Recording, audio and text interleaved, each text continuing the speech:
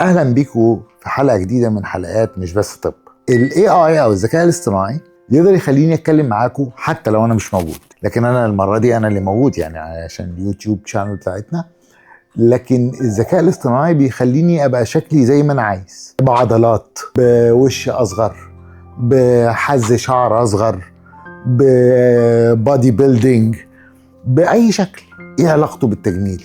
علاقته بالتجميل ان زمان لما احنا اشتغلنا تجميل من سنة 95 ابتدينا رحلة التجميل، كان عندنا احساس عالي جدا ان احنا عايزين نعمل حاجات فيها كرياتيفيتي عالية. كان عندنا احساس ان احنا هنعمل الشكل كده وهنشد العضلة كده وهنعمل البطن كده وهنعمل الوش كده. فكان عندنا كمية انوفيتيف كرياتيفيتي، احنا بنحاول نعمل انوفيشن، حاجات تجديد جوه الكرياتيفيتي بتاعتنا. ومع مرور الوقت بوصولا لسنة 2002 بدأنا نخش في قصة الفيلرز والبوتوكس، فبدأت الكرياتيفيتي تعلى قوي في مجال الوجه والرقبة، مرورا بقى بالأجهزة كلها اللي ابتدت من 2004 عندنا، إلى الخيوط اللي ابتدت من 2011، إلى يمكن الخيوط اللي ابتدت من 2004 وبعد كده رجعت السكند ويند بتاعتها أو السكند ويف بتاعتها في مصر في 2011. مرورا بده كله الكرياتيفيتي بتاعتنا عماله بتزيد. تيك كير ان لما الكرياتيفيتي بتاعتنا احنا كانت بتزيد لان احنا كنا بادئينها من غير بزيرو امكانيات، فكان عندنا بس الايماجينيشن والكرياتيفيتي.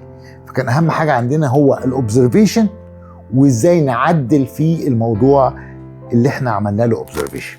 انا شايف ان الذكاء الاصطناعي حاجه حلوه وكويسه وعظيمه جدا، لكن خلت الكلاينت او المريضه يعني والدكتور مش محتاجين يبقى عندهم كرياتيفيتي، مش محتاجين يبقى عندهم ايماجينيشن هيبقى الشكل عامل ازاي. بقى الموضوع احنا شايفينه، بس في مشكله عظيمه في الموضوع ده، ان لما بتيجي بيشنت او كلاينت لدكتور ما عندوش كرياتيفيتي لكن بيشتغل الشغلانه بتاعتنا من غير كرياتيفيتي، بتوري له الصوره بالذكاء الاصطناعي اللي هي عايزه توصل لها.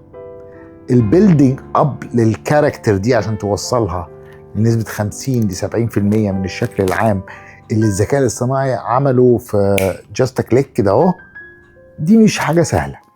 ولو مفيش تريننج كويس، مفيش ايماجينيشن من جوه البني ادم، اوبزرفيشن للمشاكل اللي موجوده في وش الكلاينت نفسها، النتائج بتبقى كارثيه. ودي المشكله الاساسيه ما بين الذكاء الاصطناعي والطب، ان الطب عنده ليميتيشن وعنده حاجات ما نقدرش نعديها وحاجات ما نقدرش نقف بعدها، نتيجه ان احنا بنتعامل مع جلد بنوعياته المختلفه، بالسكارز بتاعته المختلفه سواء للاكني او لغيره، بنتعامل مع سبكتين تيشو او منطقه دهنيه، بنتعامل مع شكل العضلات اللي بيختلف من اخ لاخ، من اخت لاخت في الوجه او في الجسم، بنتعامل مع شكل عظم اساسا معمول له مولدنج اثناء الولاده ولا ما تعملوش مولدنج، بنتعامل مع جينات اساسا متاخده من الاب والام مديانا ناتج عظيم او شكل عظيم.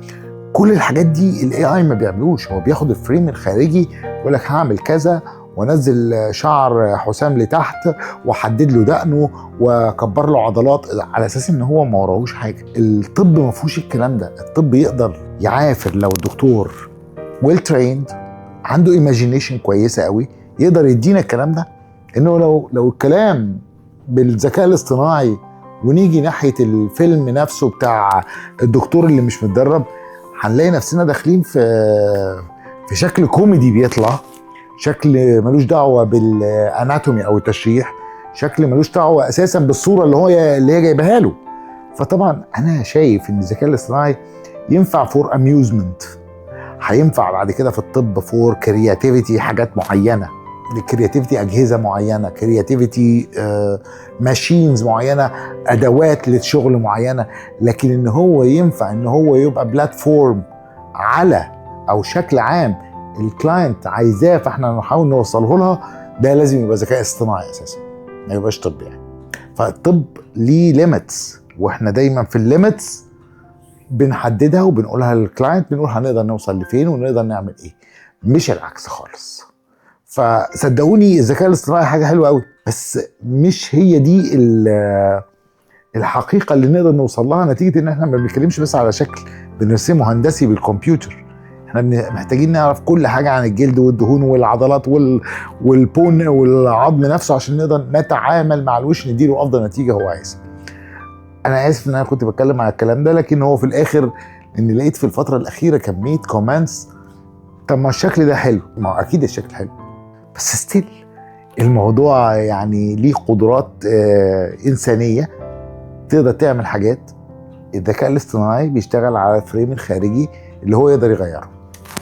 وتاني مش عايز ابقى بطول عليكم، شكرا ليكم ولوقتكم مع مش بس طب.